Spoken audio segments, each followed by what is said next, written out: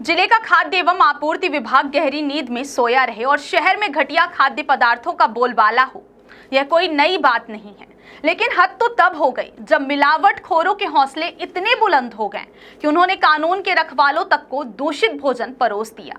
ताजा मामला जिला एवं सत्र न्यायालय के पास संचालित जय डेयरी का है, जिसने आज हदें पार करते हुए जिले के अतिरिक्त पुलिस अधीक्षक एएसपी को बदबूदार रसमलाई बेच दी। यह घटना खाद्य विभाग की कार्यशैली पर एक करारा तमाचा है, जो पीड़ितों की शिकायतों पर सिर्फ कागजी कार्रवाई करने में माहिर है।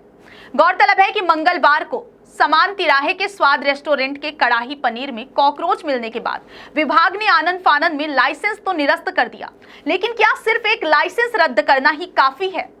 क्या शहर के अन्य मिलावटखोरों के लिए यह कोई सबक है? आज एएसपी के साथ हुई घटना ने यह साबित कर दिया है कि खाद्य विभाग की कार्रवाई सिर्फ दिखावा है।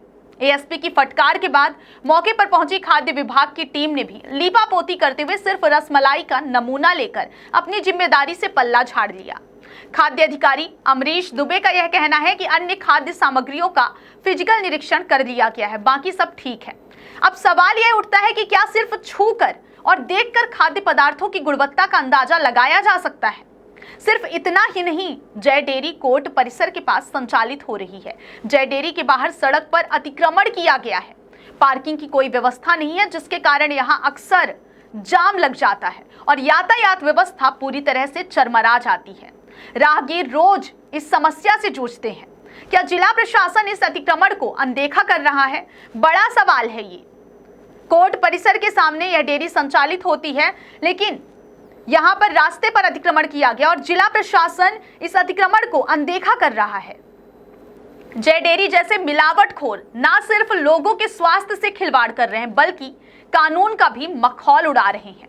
यह घटना खाद्य विभाग और जिला प्रशासन दोनों के लिए एक वेकअप कॉल होनी चाहिए। अब सिर्फ नमूने लेने और लाइसेंस रद्द करने का दिखावा बंद होना चाहिए।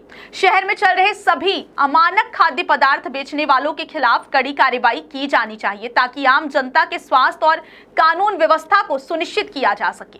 जय डेयरी के संचालक पर न सिर्फ दूषित भोजन बेचने के लिए बल्कि अतिक्रमण के लिए भी कड़ी कार्रवाई की जाए, ताकि भविष्य में कोई और ऐसा करने की हिम्मत ना करे। यह सिर्फ एक डेयरी का मामला नहीं है, यह पूरे सिस्टम पर सवाल है। क्या रीवा का खाद्य विभाग और जिला प्रशासन जागेगा?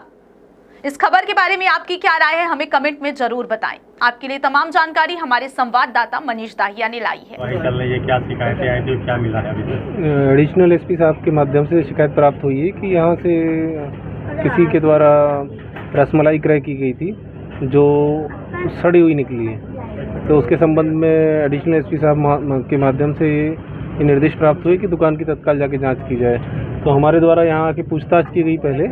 तो जांच के दौरान इन्होंने बताया कि कुछ इनके पास जो माल रखा हुआ था वो इन्होंने फेंक दिया है। जो इनका तो कहना है कि वो हमने बुलाया था कारखाने से वो माल, और गर्म था चूँकि, और शायद पैक करके किसी ने रख दिया था, तो उसकी वजह से ख़राब हुआ है। अब जो भी रीज़न हो, बाकी वो माल तो हमें प्राप्त नहीं हुआ है। बाकी अभी जो रसमलाई यहाँ पे विक्रय की जा रही सेल्फ में, इसको हम इसका नमूना ले रहे हैं, गुणवत्ता परीक्षण के लिए भेजी जा रही है। सर, अभी आप यहाँ आए तो काफ़ी कम मात्रा में रसमलाई मिली है। कम मात्रा में मिली है, वही मैं कह रहा हूँ। मैं इनसे पूछताछ किया हूँ तो इनका ये कहना है कि वो रसमलाई इन्होंने फेंक दी है पूरी।